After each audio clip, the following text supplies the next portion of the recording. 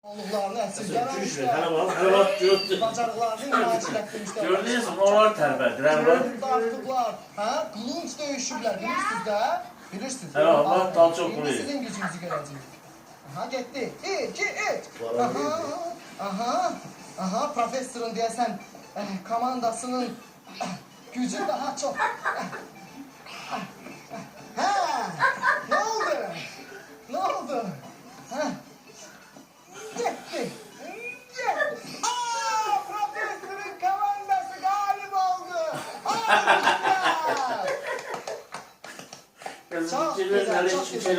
Yoxduydu onlar. Çok güzel. Ben profesör oyunumuzu yaparım. Bizim başka bir oyunumuz var. Bu dikkat oyunudur. Yadınıza gelirse bizim evvelki verişlerimizde böyle bir oyunumuz vardı. Biz ne derecede dikkatli, bak bizim bunu yoklayacağız.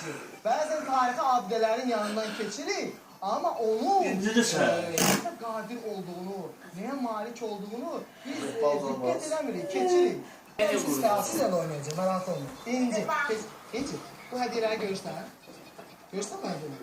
Gümüşün, səhrayı, sarı və yaşıl. Aha, cıvıl sen çaştırma, İnci de göster. İnci, belə dur. Gördün hediyeleri. Şəklini çək. İndi bu onların şəklini çək, gözündən, gözündən, gözündən tapla.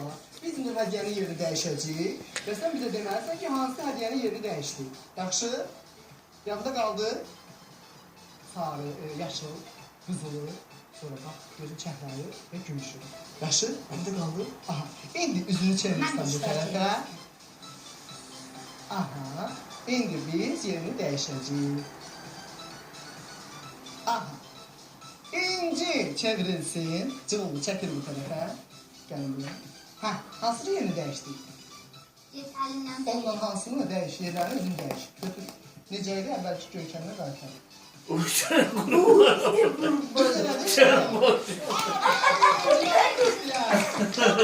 Gelsin. Pes. Profesör yanıma gel. Gördüyə bax.